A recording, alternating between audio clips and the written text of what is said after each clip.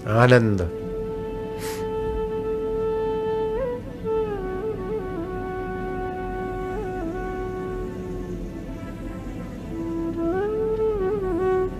हृदय की साधना है परोपकार।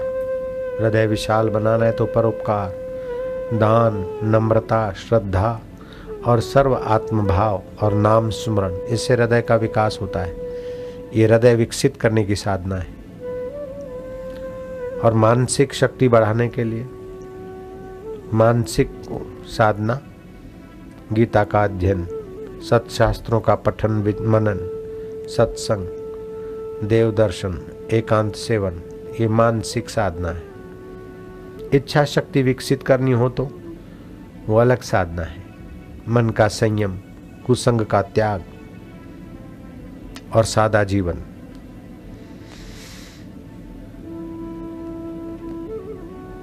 हक की कमाई वाला जीवन। अब गुरु के द्वार पे सेवा करते तो हक की कमाई वाला ही भोजन होता है। ऐसा नहीं समझना चाहिए कि मैं चलो कहीं से कमा के आऊं फिर आके सेवा करूं, अथवा तो मुफ्त में खा पी के सेवा से जी चुराऊं। दोनों खतरा है। जो सेवा से जी चुराते वो तो मुफ्त का खाते, और जो सेवा करते उनका तो हक ही हो जाता है। शरीर को सेवा के लिए टिकाए रखना, इस भाव से खाए। मजा लेने के लिए ना खाए, स्वास्थ्य के लिए खाए। मानसिक शक्ति बढ़ जाएगी, इच्छा शक्ति, संकल्प सामर्थ्य बढ़ने लगेगा। चरित्र की शक्ति बढ़ाना है तो अहिंसा का व्रत ले लो। जीव जंतु को किसी को भी शरीर से कष्ट नहीं दूंगा, मन से वाणी से भी किसी को कष्ट नहीं दूंगा। सत्य बोलूंगा, आर्जव, नम्रता, ईमानदारी, क्षमा का गुण, ये चरित्र बल बढ़ा देगा। आपके चरित्र का बड़ा प्रभाव पड़ेगा। और प्राण शक्ति बढ़ाना है, प्राण शक्ति बढ़ाने की साधना करनी है तो मौन और ब्रह्मचर्य का पालन, इससे प्राण शक्ति बलवान हो जाएगी। जिसकी प्राण शक्ति बलवान होती है उसका वचन कोई उलट नहीं सकता। प्राण शक्ति बलवान वाला बोलेगा तो सभी लोग उसके वाणी से स्थिर हो जाएंगे, सुनने को तत्पर हो जाएंगे। प्राण शक्ति बलवान होगी तो उसकी वाणी का प्रभाव खूब पड़ेगा।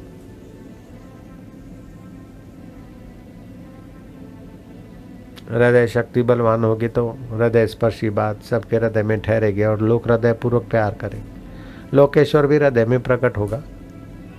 इच्छा शक्ति आगे तो सात्विक संकल्प पूरे होने लगेंगे, सामर्थ्य आने लगेगा। चरित्र शक्ति होगी तो समाज का विश्वास संपादन करेगा।